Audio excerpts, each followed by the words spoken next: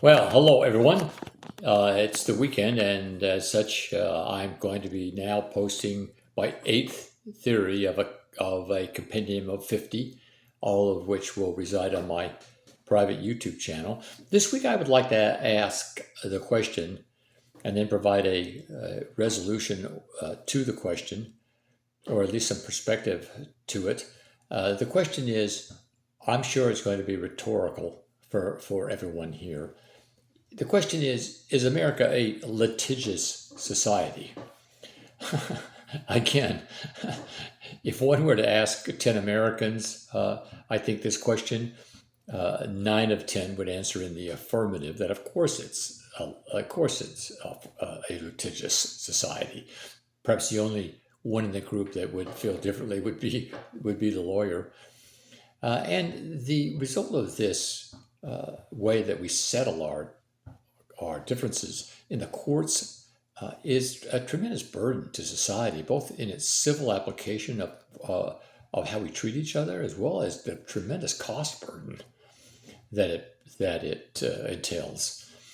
So, what's my life experience that maybe would provide a solution to this litigious nature of our ways of handling differences?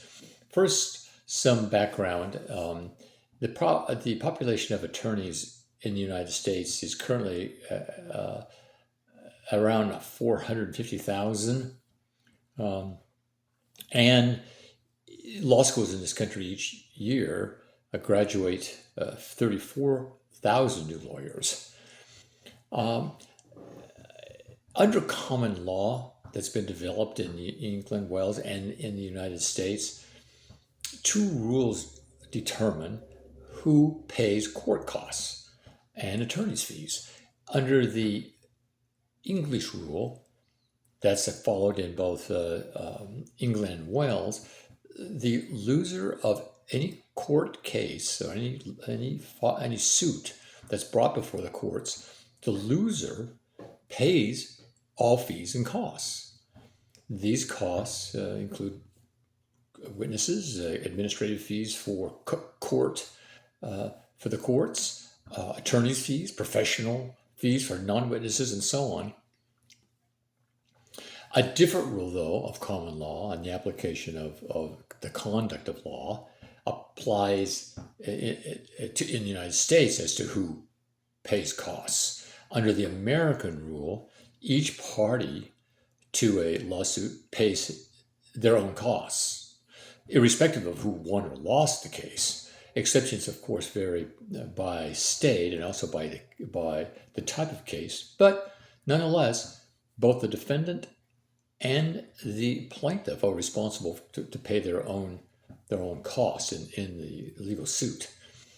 Well, what's the result of this? I mean, in terms of the number of cases that are actually tried each year in both England and the United States. Let me restate that. The United States has 74.5 per 1,000 cases per capita, whereas the UK has a reduced amount of 64.4 per 1,000 cases per capita. Would the United States then curtail its litigious ways if it followed the English rule as opposed to the American rule as to who pays for these suits? I'm not sure, but it would be interesting to see if there was a relationship between the prevalence of suits and who pays for them in this country. Will Rogers put a humorous perspective to this. He said, of course people are getting smarter nowadays. They're letting lawyers, instead of their conscience, be their guides. Once again, thank you all. Until next week, bye.